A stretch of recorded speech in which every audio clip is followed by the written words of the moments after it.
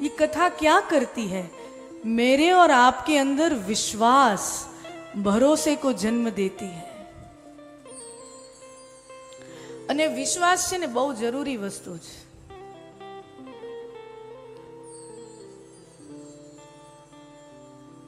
ગુરુ કૃપાથી રોજ એક એક શબ્દ મળતો જાય. ગઈકાલે કીધું કે જીવનમાં ઉત્સાહ બહુ જરૂરી છે.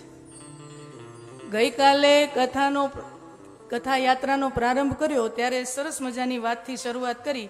ઉત્સાહો બલવાનાર્ય. જીવનમાં સૌથી મોટું બળ કોઈ હોય તો એ ઉત્સાહ છે, રસ છે. તો આજે એ જ યાત્રાના બીજા પગથિયામાં પહોંચીએ તો જીવનમાં ઉત્સાહ જેટલો જરૂરી છે એટલું બીજું પરિબળ જરૂરી છે. એ છે વિશ્વાસ, ભરોસો.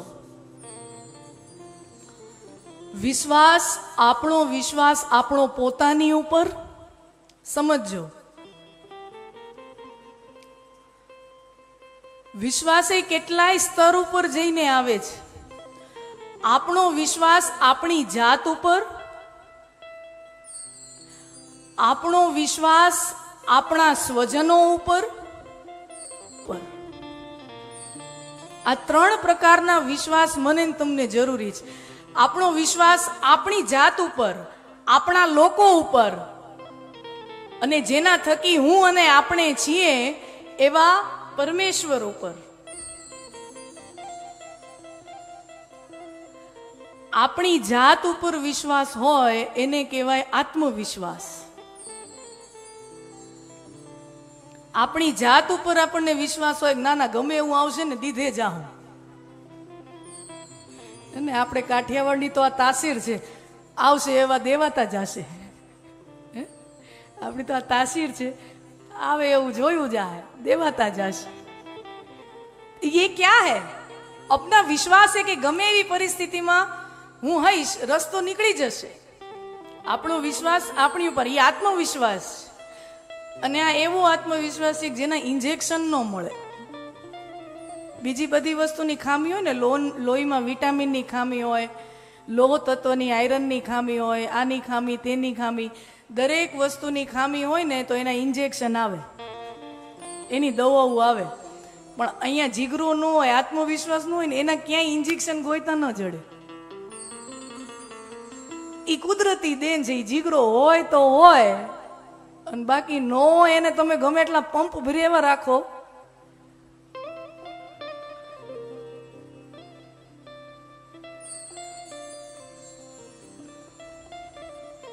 આપણો વિશ્વાસ આપણી જાત ઉપર.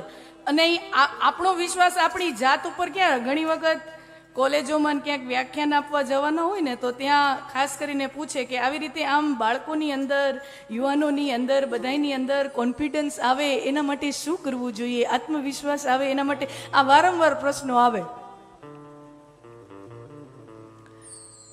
હવે જો આની કાંઈ દવા હોય ને, ઇન્જેક્શન હોય ને, ભણાવ્યા પાઠ આ કાંઈ ભણાતા છે ને, જે સીધી સાદી આપણા વડીલો પાસેથી, આપણા સદગુરુ પાસેથી આપણે સાંભળવું હોય, ગુરુ કૃપાથી આપણને પ્રસાદી મળી હોય. આત્મવિશ્વાસ કેમ આવે?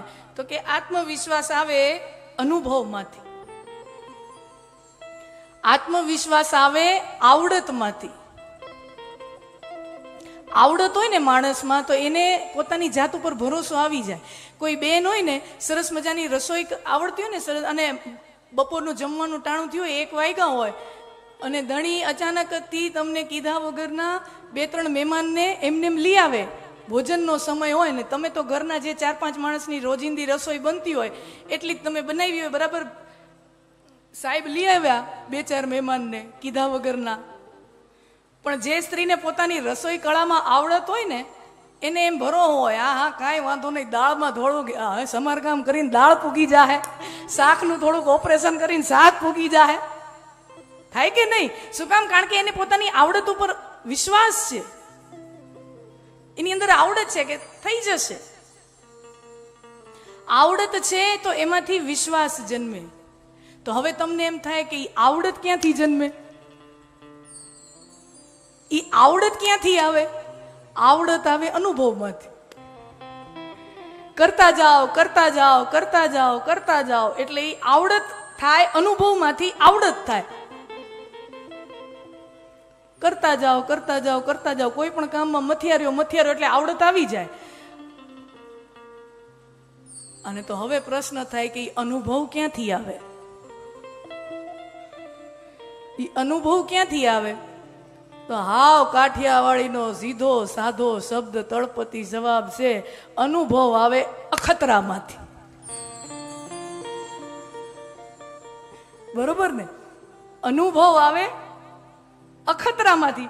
અખતરો કર્યો, કોક દી પાસ થઈ ગયા તો આપણને એમ થાય હા હા આ કરવા જેવું ખરું. ફેલ થયા તો નકામું, ડસ્ટબિનમાં નાખો, કચરા ટોપલીમાં નાખો. તો અખતરામાંથી અનુભવ મળે, અનુભવમાંથી આવડત આવે, અને આવડતમાંથી આત્મવિશ્વાસ આવે. આપણો વિશ્વાસ આપણી ઉપર, આપણો વિશ્વાસ આપણા લોકો ઉપર, જેની સાથે આપણે રહીએ છીએ, આપણા જીવન સાથી હોય, આપણા સ્વજનો હોય, આપણા સગાવાલા હોય, વેપારી માટે ભાગીદાર હોય, કોઈ પણ જેની સાથે આપણે રોજનો પનારો છે, એના ઉપર એ ભરોસો બહુ જરૂરી છે. આપણા શાસ્ત્રોમાં ભગવાન મહાદેવને વિશ્વાસનું રૂપ કીધું છે. शिव विश्वास का रूप है और विश्वास का रूप शिव ही कल्याण है. વિશ્વાસમાં કલ્યાણ છુપાયેલું છે. હવે તમે વિચાર કરો, તમને તમારા લોકો ઉપર જ ભરોસો ન હોય, આજુબાજુના લોકો ઉપર જ ભરોસો ન હોય ને, તો જીવન બહુ અશાંત થઈ જાય, બહુ અશાંતિ આવી જાય લાઈફમાં. જીવનમાં બહુ, તમે જમવાનું ભાણું આમ તમારે કોઈક પીરશે ને તોય તમને જો વિશ્વાસ ન હોય તો તમારા મનમાં શંકા જ્યાં રાખે, આમાં કોઈ કે કંઈક ભેળવી નહીં દીધું હોય ને, કોઈ કંઈક ભેળવી નહીં દીધું હોય ને, કોઈ કે કંઈક ભેળવી નહીં દીધું હોય. હું કામ ભરોસો નથી, વિશ્વાસ નથી, એટલે મનમાં એ શંકા થયા રાખે. એ થાળી તમારી સામે સ્વાદિષ્ટ થાળી હોય ને તોય તમને એનો રસ ન લઈ શકો. શું કામ? ભરોસો નથી ને, તો રસ ન આવે. આમાં કોઈ કંઈક ભેળવી નહીં દીધું હોય ને, શંકા.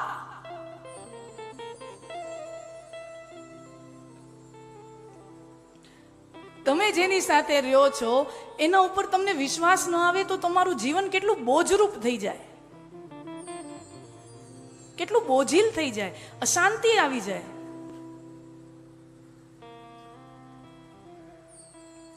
તો આપણો ભરોસો, આપણો વિશ્વાસ આપણા લોકો ઉપર એ જરૂરી છે. અને ત્રીજું, આપણો ભરોસો આપણા નાથ ઉપર. આપણો ભરોસો આપણા ઈશ્વર ઉપર, આપણો ભરોસો આપણા ભગવાન ઉપર, આપણો ભરોસો આપણા સદગુરુ ઉપર. કે એને મારું બાવડું ઝાલ્યું છે ને, મારી સાથે કઈ ખોટું થવા નહીં દે. આપણા ઉપર વિશ્વાસ હોય એને કોન્ફિડન્સ કહેવાય. આપણા લોકો ઉપર વિશ્વાસ હોય એને ટ્રસ્ટ કહેવાય. અને ઈશ્વર ઉપર વિશ્વાસ હોય એને ફેથ કહેવાય. ભરોસો બહુ મોટું બળ છે, ભરોસો બહુ મોટી તાકાત છે.